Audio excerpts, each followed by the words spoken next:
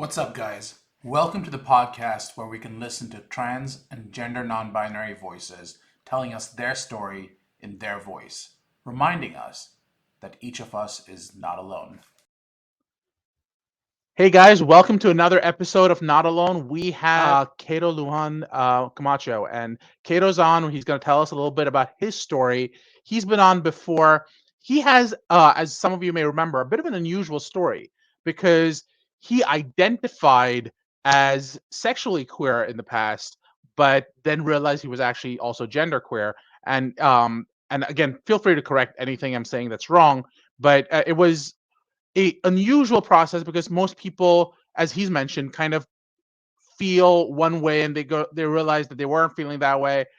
But Cato has pointed out to me in multiple conversations that no, there was a clear demarcation, which I think is such an interesting, unusual thing. But I think the goal of this podcast has always been to tell those stories that we all want to hear, those stories that make you feel not alone. So we have Cato to give us that perspective. So Cato, thank you for being on.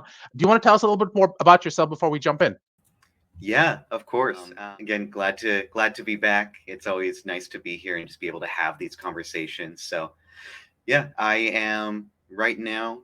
I'm calling myself a catalytic consultant. So I support small business founders, owners, anybody in that innovator space, and that has been something that I really attribute to being trans because working environments aren't necessarily built for trans people. And so finding space that really works for me and for other, queer and trans folks has been a huge reason that I'm doing the work that I'm doing now and having conversations with folks like yourself about these stories that we wouldn't hear otherwise. Exactly. And I appreciate sort of that perspective. And Cato, you've been on before. So going back, Cato, the where we were was we'd hit the age of 20 approximately in your experiences. You had already identified as a queer woman. You had you at no point so far did you feel that you were that you were anything but cisgender. Um, Talk to me a little bit about that experience. Now you're sort of in your 20s, you've gone through puberty, you're dating women. What was that experience like just being queer at that point in your life? Yeah, that was something that, and we touched on it a little bit last time, that there was never this big coming out. It was just I've found people, I find them attractive, I'm going to pursue that for all these different reasons. And people's gender never really came into mind. For whatever reason, there was never a lot of fanfare around it. And that, I think, is a huge contributor to why I didn't question things more. That, well, I'm not ascribing a ton of significance to this. I'm just finding people attractive, finding them interesting, and wanting to have a connection with them. And it doesn't feel super meaningful. So there must not be anything to this. Because all my friends who are gay said it was a huge revelation and it felt like this huge weight off of them. And all my friends who are bi said it was this big discovery of themselves. And for me, I'm just out here going like, well, that person's attractive. Well, that person's interesting. Let's see what this is about. And so it just felt, you know, kind of as natural as stumbling through the store and being like, well, this shirt might look good on me. Let's try that. It never felt like this huge element of my personhood was unlocked.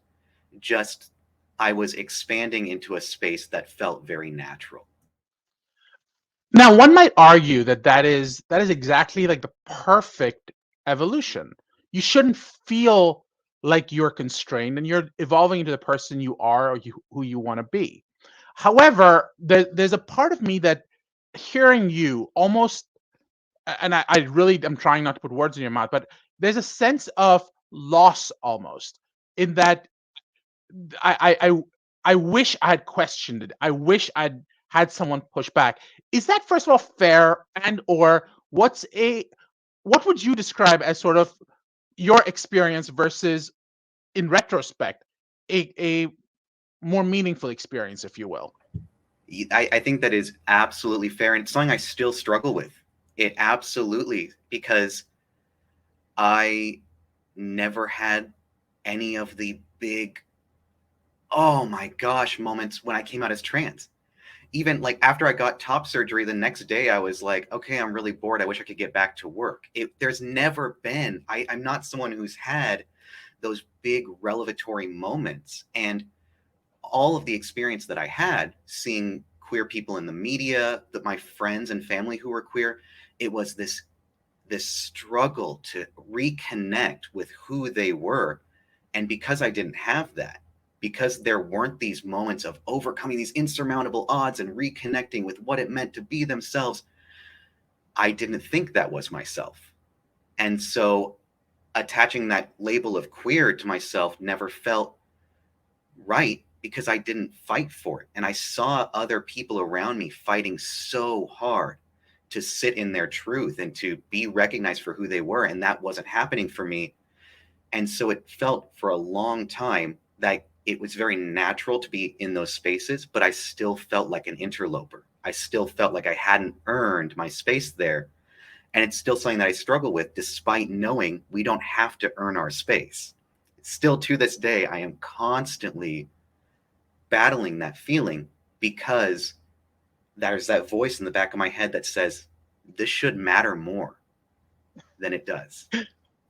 And that's so interesting, isn't it? Because on one hand, we always think that the perfect process is one where no one judges you. But what I hear you saying is iron is forged in fire, and sometimes it's necessary to go through that fire. That's the only way you know how hard that iron is. And I don't really know how that translates directly into it. Just sounded like you Yeah. need some hardship. But do you feel like this journey should be I don't want to say a hard one, but one that causes you to challenge yourself more, one that causes you to self-analyze, one that causes you to go, maybe I'm wrong, and re-explore some other options as you continue? No. I think that the fact that so many people around me have had to fight to stand in their truth is absolutely the fault of the systems that we live in and not us. The fact that I have felt like this should mean more is entirely because we have a system that says it is not right to be queer. And so for you to feel comfortable in this means that you had to overcome something. And the fact that I didn't feel like I had to means thankfully I found some little niche. I found the little loophole in the system where I just got to kind of jump into being trans and not feel like it was this huge deal. But no, what I feel is almost that element of survivor's guilt where I look at all the people around me who have had to go through so much bullshit because the world is structured in a way that tells them that everything that they're feeling and all the pride and all the happiness and all the joy is they have to earn it. It's absolutely not the way it should be. I got very lucky. And I know that there's a few other people out there in the world who are like me, who are like, oh, yeah, I just kind of stumbled into this reality. It's no big deal. And every single person for who that's not the reality, that is a failure of the society that we live in as a collective. It is not on them. It's not on me. It's everyone should have that freedom, like you said, to just evolve into the space that feels comfortable, the privilege that I've had. And so that for me is not any belief that anyone should have to struggle, but me struggling to unlearn all of those harmful ideologies that told me I should not be here. So it's funny we're still talking about that age of 20. It's right after puberty, and Yep. I'm trying to explore that a little bit because the rite of passage with puberty with all of us is that awkward stage, that stage that says, "Who am I?" And you're a goth the first week, and you are a femme girl the second week, and you are a butch tomboy the third, and I don't really know any of the other ones that exist. But my point being, self-exploration was a portion of that self-discovery phase. What I hear you saying, and correct me if I'm wrong, but that is clothes you put on as opposed to who you are. and those need to be divorced from each other. And you, quote unquote, found that loophole where you managed to divorce those two from each other, and it just was a natural development of who you were at some periods of time, not necessarily a gradual process, but more of an abrupt process, for lack of a better term. And that, you think, is how the future should be, not sort of questioning yourself and going back and forth from the closet just to fit into society. Is that fair? I mean, there's no matter what society we live in and what culture we live in, those like teens and early 20s period, that's going to be self-explanatory. Exploratory, because your brain is still figuring out what's going on and everything's changing. But, in my experience, I left home at 15 years old, and the entirety of my teen years and early 20s where I didn't have much oversight. I didn't have many people looking at me and scrutinizing me and monitoring my day-to-day changes. I was transitory, I was nomadic, I was hopping from different environment to different environment. And so I didn't go through a lot of those growing pains of these people have been with me every step of the way. I got to go, okay, last week I was here and I was this person doing these things, and now I'm over here with this different community doing this. And so a lot of my changes got to be faster. I got to jump into new ideas and new experiences and new realities. Whereas, folks who are living in the same environment have to endure those growing pains of everyone around having an opinion on what they're doing. So I think there is something to say. It is not the burden of the individual to have to grapple with themselves, but I would encourage people who are in that period of exploration of the self to find new environments, because as trans people, it is not our fault that society says that we have to earn our pride and our identity, but we can find environments that make it more accessible for us to explore those different elements of our identity, finding new groups of friends, new spaces, new places to present ourselves more gradually. A great example of this is how I think something that a lot of trans people do, you go to new coffee shops and you give them a different name to see how it feels. I don't know if you've ever heard of this. Like when you're trying out a new name as a trans person, trying to feel if it works for you, you go to Starbucks and you say, hey, what's the name for the coffee? Oh, it's Kato, or it's Kyle, or whatever. And you go to different shops, and that's a microcosm of the experience I got to have, which was in these exploratory years, going to all these different environments, presenting myself in different ways. And of course, at that point, not understanding that I was trans, but getting to say, today I'm this person living this reality, and exploring that safely where I didn't have anybody saying, but this is who you were yesterday. Right.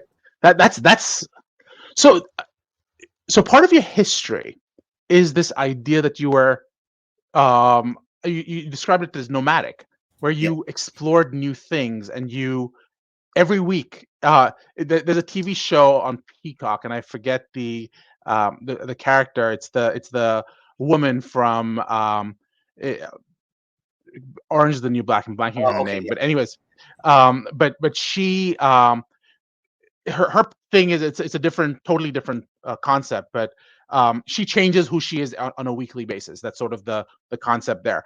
But she's trying to hide. In your case, you were trying to survive, and that gave you opportunities to try on a different persona.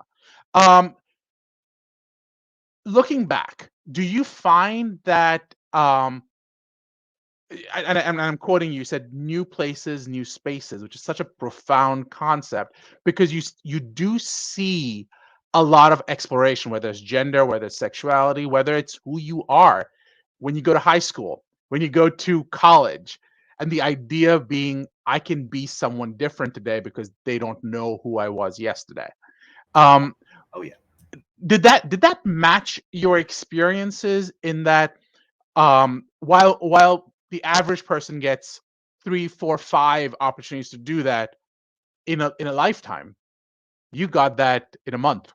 Yeah. Well, and that's, you said it right there. Like, you think about high school, you have however many 12 years, of your primary school and secondary school experience just all in one place. And you jump to college and it's like oh, nobody knows me here except for maybe the few friends that are coming along. I can do anything. And I say nomadic because that's a very glamorous way of saying homeless and couch surfing. But it's true that, when I was in this space where I'm jumping around, that was kind of the prototype of my transition, because I got to socially transition as a cis person in a million different ways. I got to present myself, you know, one day I'm in this space where, because of the people I'm around, I need to be this rough and tumble street smart type. And that's what gets me to what I need to have that day.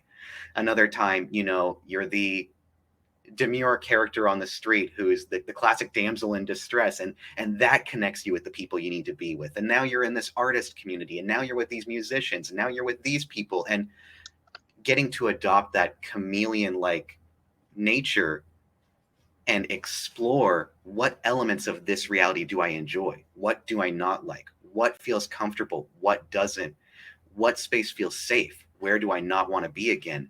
All of those are what transitioning as a trans person is anyways, figuring out all of that.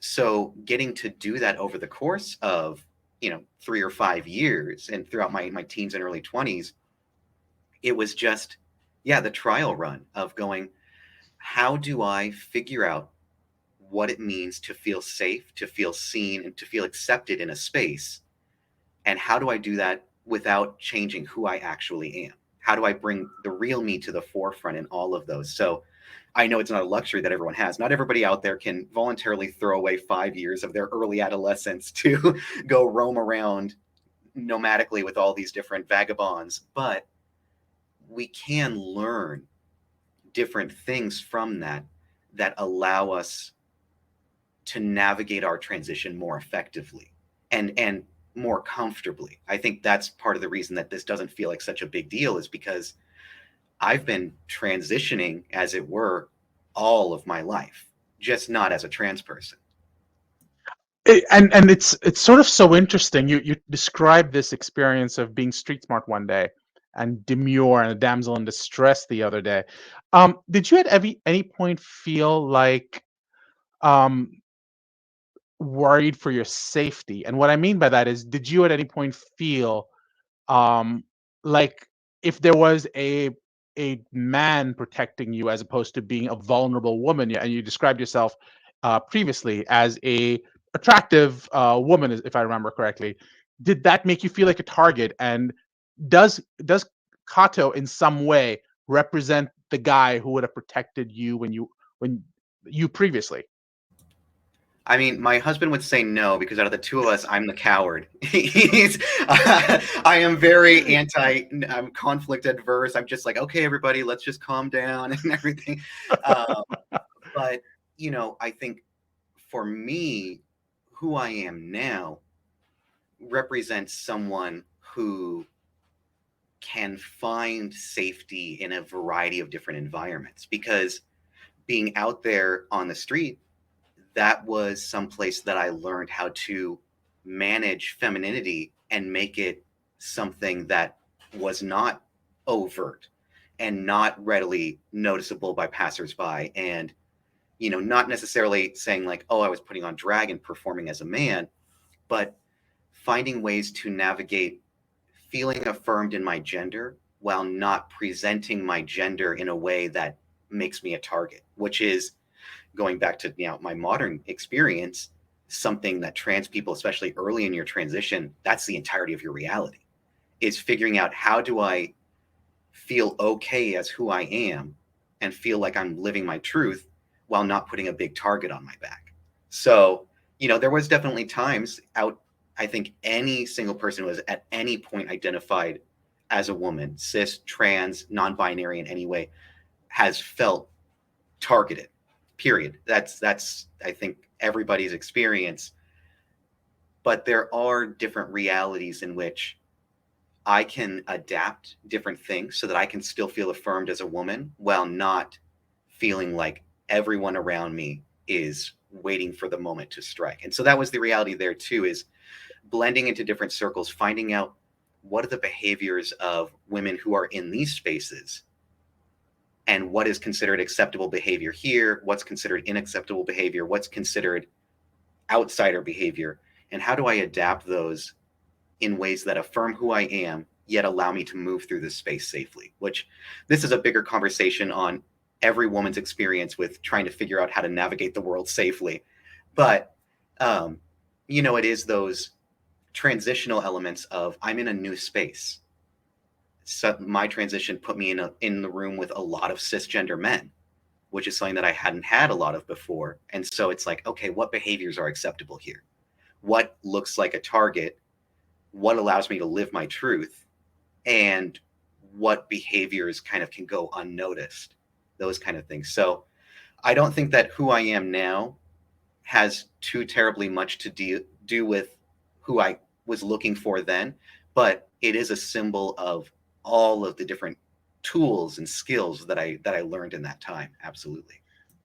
So your experiences, in some way, um, what you described this idea of navigating the world safely, and you describe, and I usually do this as sort of like a chronological thing, trying to see your experiences, but you have this unique perspective of being able to almost cross-reference and almost be able to go past, present, and here's what reality looks like. So I find it fascinating to be able to explore that. There's a very famous book, but and I forget the woman's name. She was a woman who actually like she dressed up as a guy. That was her experience. That was what she was doing, and she was trying to see what is that experience like, and she found the dichotomy glaring, is what I gather. I've never actually read the book, just to be clear, but she found that dichotomy extremely glaring, because she thought what she would see is an immense amount of privilege, and what she saw, from what I gather, is um, a, a totally different type of experience. So I kind of want to explore your perspective, because you got to explore life as a cisgender woman, to navigate the world safely as a cisgender woman, and now you can contrast it with your life now, and how and you still had to navigate the world as a dude, and then go, here is what's safe in this world. Could you talk a little bit about that contrast? Oh yeah, this is something, it comes up. So it's strange to say, and this is something that I talk about all the time with my husband. It's like, oh, I was just brushing my teeth and I remembered that I'm trans.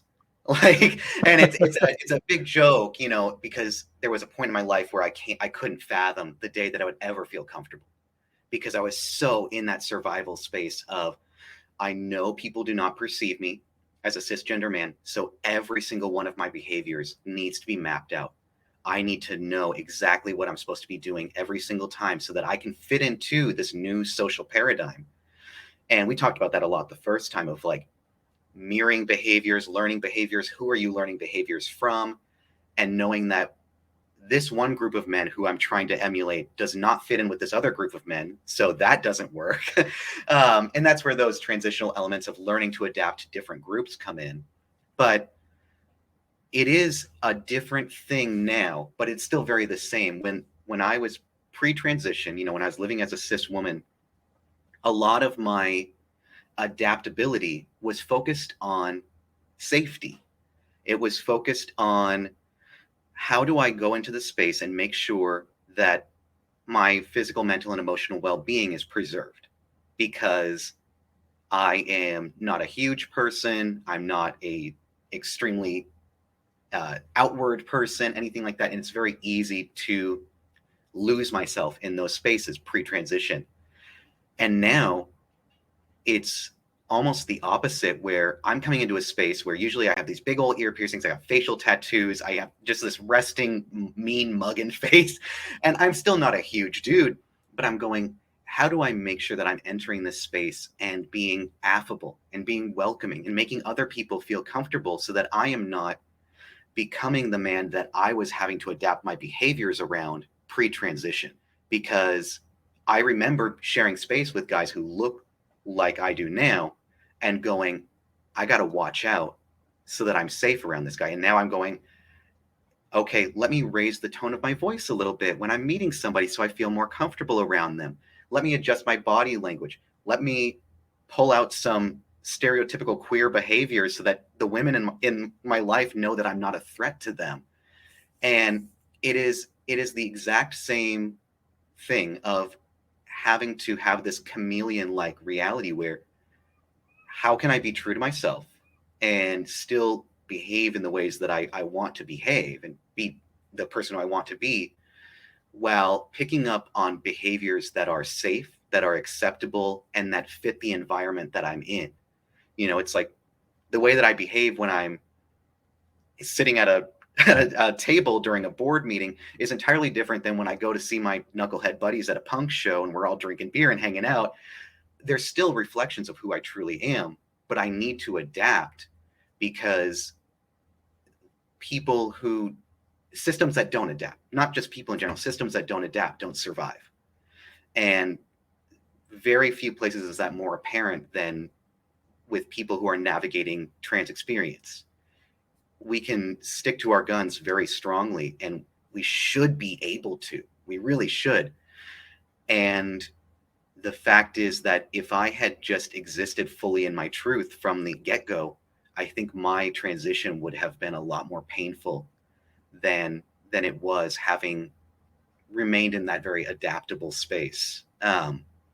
Being able to go through and, again, just reaffirming, saying these elements are appropriate for where I am. These elements affirm who I am. And these elements are things that are keeping me safe. And finding the compromise between all of those allowed me to move into masculinity and move into male dominated spaces much more comfortably than I think it would have been otherwise. But that's really one of the things you described there reminds me of African American individuals who, when they go into a white space, they say they change the tonality of what they're saying and how they express themselves, and it's called code switching. Because you've never not code switched, then, is what I'm hearing. And it's just, we've talked a little bit about, I entertain multiple identities. I have an indigenous background that is a huge part of me. Exactly. That if I'm entering into white spaces, I'm having to tamper that down. I have a neurodiversity. So if I'm in spaces around people who aren't familiar with, mental health conditions and neurodiversity, there's that there. And then there's the big glaring T above my head that now is another thing that comes in. And it's, I really want to make sure that I honor that code switching is a term owned by and pioneered by the Black community, and that, it is something that applies to this as well. But yeah, it is. I do not remember a time in my life where that wasn't essential to my survival. And now, as someone who is perceived cis, as someone who moves through life with the privilege of not centering my trans identity in every single thing I do, I'm still having to unlearn, because I don't need that to survive anymore. But it's still so deeply ingrained in every experience that I've had that it's hard to imagine a life without it. Before we go, one quick question. You mentioned that you are helping, you are a catalytic consultant helping in innovative spaces. How can people reach you to find out more and to work with you? Yeah, so I invite anybody to reach out on LinkedIn. You can find my name. I'm the only picture like me. Look for the face tattoos. That's a big thing right now on LinkedIn. Otherwise, you can go to katolujancamacho.com, shoot me an email, anything like that. I welcome all connections. Right now, I'm really excited to talk with other people about, this experience of just navigating spaces that aren't built for us, but can be rebuilt for us. So, please find me, seek me out. Let's have a conversation, and, let's go from there.